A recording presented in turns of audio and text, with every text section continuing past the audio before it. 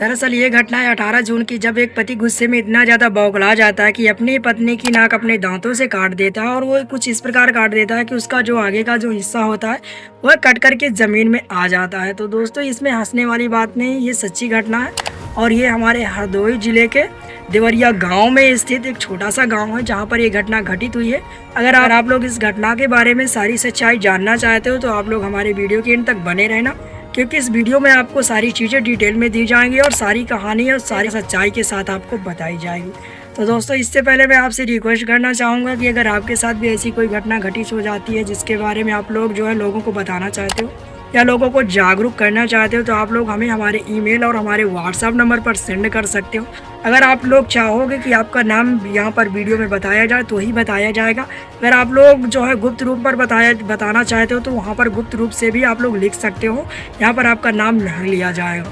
तो दोस्तों, चलिए आज की इस कहानी की शुरुआत करते हैं कि आखिरकार ये घटना कैसे घटित हुई थी। तो दोस्तों, ये कोई फिल्मी डायलॉग नहीं है, बल्कि ये एक सच्ची घटना है, जहां पर हरदोई जिले के एक छोटे से गांव देवरिया से ये घटना निकल करके सामने आई है, जहां पर एक पति ने गुस्से से अपने पत्नी की नाक काट दी, वो भी अपने दांतों से। असल ये घटना हरदोई जिले के एक छोटे से गांव देवरिया में एक साधारण सा परिवार रहता था। पति राम खिलावन और पत्नी राजकुमारी।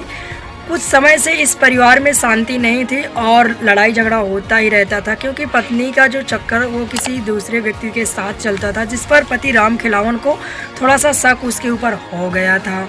पति राम खिलावन को यह बात पहले से पता थी कि उसकी पत्नी राजकुमारी गांव का ही कोई युवक है जिससे उसका प्रेम प्रसंग चल रहा है। तभी वह क्या करता था कि अक्सर झगड़े उसके चलते होते रहते थे, पर वह कुछ दिन से उसका पीछा कर रहा था और वह उसे नंगे हाथों पकड़ना चाहता था, क्योंकि जब तक वह चाहता था कि जब तक मैं नंगे हाथों नहीं पकड़ लूँगा तब तक मैं किसी की भी बातों पर विश्वास नहीं करूँगा। ठीक ऐसा ही हुआ 18 जून की दोपहर, जब गर्मी थोड़ी ढल रही होती है, तभी गांव के सब लोग आराम कर रहे थे। तभी राजकुमारी किसी बहाने से घर से निकली और सीधे अपने प्रेमी के घर पहुंच गई। शक होता है और वह भी उसके पीछे पीछे चल देता है बिना आवाज़ किए। वह जानना चाहता था कि उसकी शंका सही है या गलत।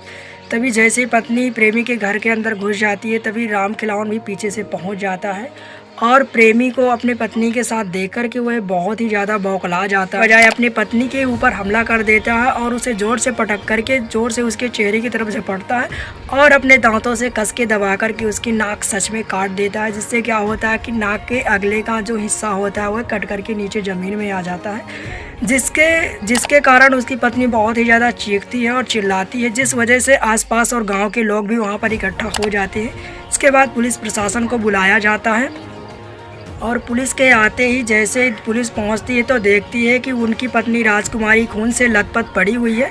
तभी पुलिस सबसे पहले उसको हरदोई के जिला अस्पताल में पहुंचाती है। उसकी पत्नी को हालत ज़्यादा गंभीर होने के कारण वहां के डॉक्टर जो होते हैं उसकी पत्नी को लखनऊ मेडिकल कॉलेज के लिए रेफ़र कर देते हैं और यहाँ पर प्लास्टिक सर्जरी भी उसकी की जाएगी। पर यहीं पर उधर पुलिस जो होती है वह राम खिलावन को तुरंत हिरासत में ले लेती है और राम खिलावन इधर काफ़ी ज़्यादा गुस्से पर चिल्ला रहा होता है, बट यहाँ पर पुलिस उसको लेकर के थाने में बंद कर देती। अब दोस्तों, आगे क्या मामला हुआ इसके बारे में अगर आप लोग जानना चाहते हो तो हमें नीचे कमेंट कर देना, तो मैं इसके ऊपर एक अलग से वीडियो बना दूंगा। बट दोस्तों, ये कहानी मुझे मेरे दोस्त ने सेंड की है, तो अगर आपके साथ भी ऐसी कोई घटना हो जाती तो आप लोग भी मुझे सेंड कर सकते हो। तो आई होप दोस्तों ये कहानी आपको अच्छी लगी होगी और कहीं ना कहीं इसमें गलती पत्नी की भी है और पति को भी इस प्रकार गुस्से पर इतना बड़ा बेकाबू नहीं हो जाना चाहिए कि उनकी नाक काट दी।